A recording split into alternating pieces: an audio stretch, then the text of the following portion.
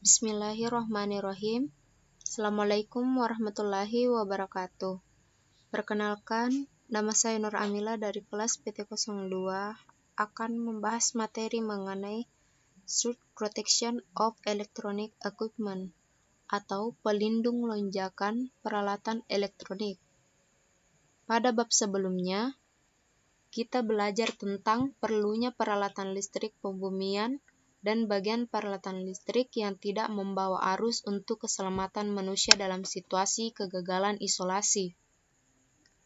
Kami juga membahas fakta dasar tentang petir, kebutuhan akan petir konduktor, dan landasannya untuk melindungi bangunan dan penghuninya dari sambaran petir dan lonjakan yang menyertainya selama pelepasan petir ke tanah.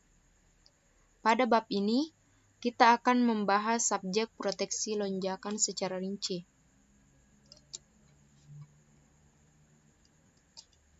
Baiklah, sebelumnya kita harus mengetahui apa itu lonjakan. Lonjakan adalah kenaikan tegangan sementara, tetapi tajam dalam sistem tenaga, biasanya sebagai akibat dari aktivitas petir, tetapi terkadang juga karena penyebab internal. Kenaikan mungkin berlangsung selama sebagian kecil dari siklus daya gelombang. Kemudian, berikut adalah beberapa fakta dasar tentang lonjakan, yaitu yang pertama, kenaikan tiba-tiba sesaat dalam arus atau tegangan dalam rangkaian listrik. Kemudian, yang kedua, ini terjadi dalam milidetik, 1/1000 atau bahkan mikrodetik, 1/1.000.000. Surge bukan TOV atau temporary overvoltage. Surge adalah penyebab paling umum kerusakan dan kehancuran peralatan. 31% dari kerusakan atau kehilangan peralatan elektronik disebabkan oleh lonjakan. Kemudian, ikatan sistem Arde yang berbeda sebagai alat lonjakan pemeriksaan. Fenomena petir adalah bagaimana lonjakan akibat sambaran petir dilakukan dengan aman ke tanah menggunakan sistem proteksi petir terdiri dari terminasi udara, konduktor bawah, dan elektroda pentanahan. Kedua, sistem pentanahan ini secara inheren rentan terhadap kebisingan, karena konduksi lonjakan dan arus gangguan ke tanah disertai dengan kenaikan tegangan bagian penghantar yang terhubung ke sistem ini dengan mengacu pada massa bumi setempat. Kemudian ada lonjakan dan perlindungan lonjakan.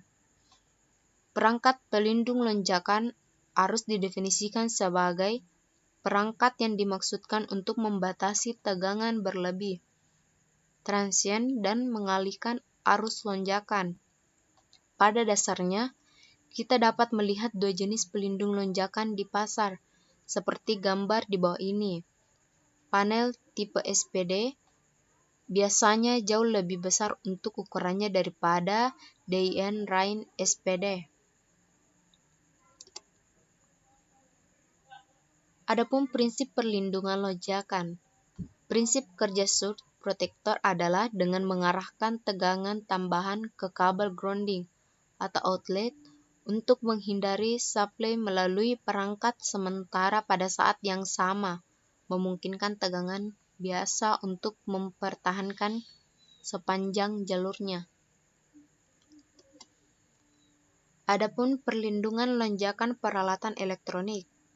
Umumnya, rangkaian daya memiliki komponen yang memiliki kapasitas termal besar, yang membuatnya tidak mungkin mencapai suhu yang sangat tinggi dengan cepat kecuali selama gangguan yang sangat besar atau lama.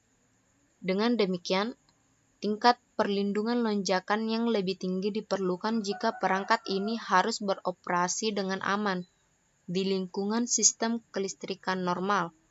Maka muncullah konsep zona perlindungan lonjakan atau SPZ Saat ini menaikkan skala SPZ, besarnya lonjakan menjadi lebih kecil dan perlindungan menjadi lebih baik. Ide pendekatan perlindungan zona adalah dengan memanfaatkan kapasitas induktif fasilitas, yaitu kabel, untuk membantu mengurangi besaran arus lonjakan. Saat kita melangkah semakin jauh dari pintu masuk layanan ke fasilitas, perhatikan bahwa SPD pada dasarnya menghapus semua fenomena sementara pada salah satu kabel logam ini. Merujuk semua ini ke bumi, pintu masuk layanan umum, bahkan karena terpasang pada sistem perpipaan air logam.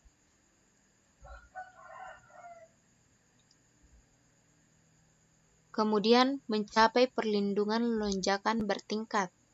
Jenis pelindung lonjakan harus bergantung pada jenis zona dan peralatan yang akan dilindungi.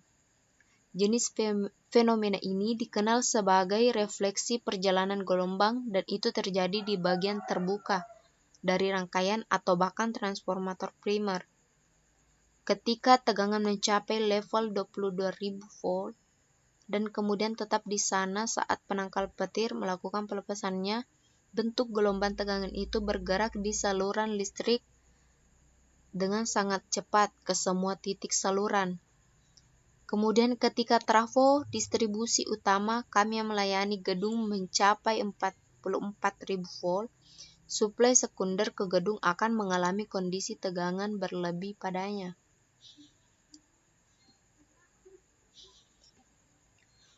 Kemudian penempatan dan pemilihan penangkal petir atau lonjakan. Yang pertama itu jenis penangkal petir. Penangkal petir terbagi menjadi dua jenis, yaitu penangkal konvensional dan elektrostatis. Penangkal petir konvensional adalah suatu sistem penangkal petir yang banyak digunakan, karena menggunakan bahan yang sederhana dan mudah didapat. Kemudian yang kedua, jenis kabel penyalur petir.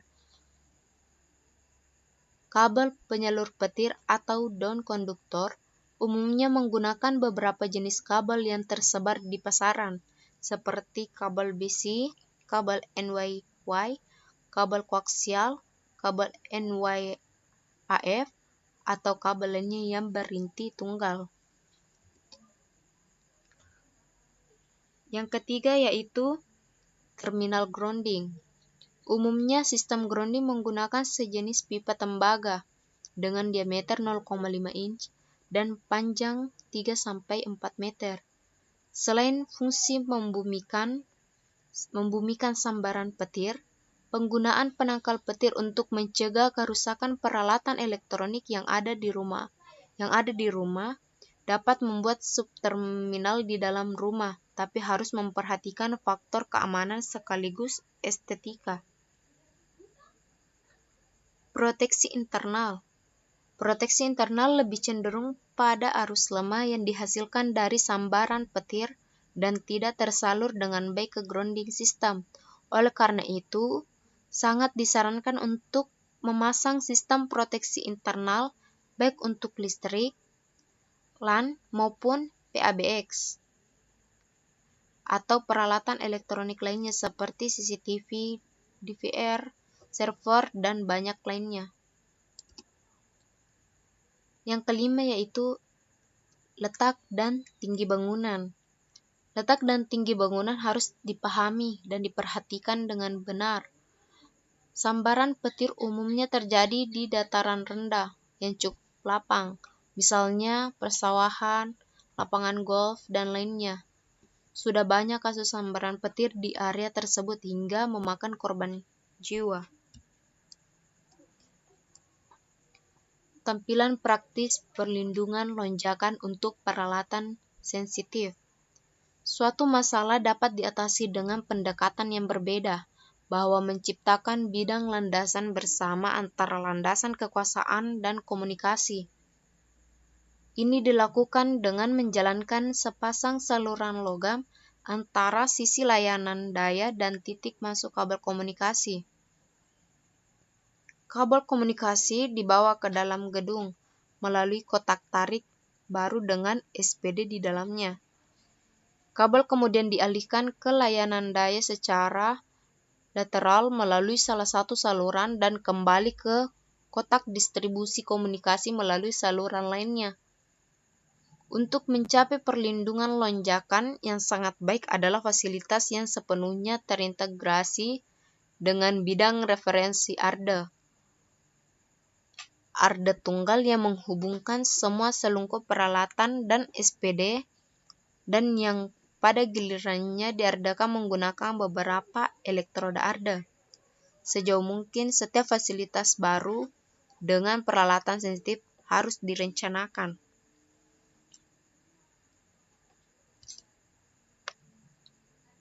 Baiklah, ringkasan dalam bab ini terdapat melihat pentingnya mengintegrasikan sistem pentanahan di dalam sebuah bangunan. Kami meninjau penyebab lonjakan dan bagaimana mencegahnya merusak peralatan sensitif. Kami belajar tentang konsep zona perlindungan lonjakan dan bagaimana zona yang berbeda dilindungi. Contoh dari situasi praktis di mana pembumian dan ikatan yang salah dapat menyebabkan masalah dengan tiap perencanaan fasilitas terintegrasi terlihat. Jenis perangkat pelindung lonjakan arus dan aplikasinya juga dijelaskan. Baiklah, itulah materi tadi yang sempat saya jelaskan. Mohon maaf atas kekurangannya. Assalamualaikum warahmatullahi wabarakatuh.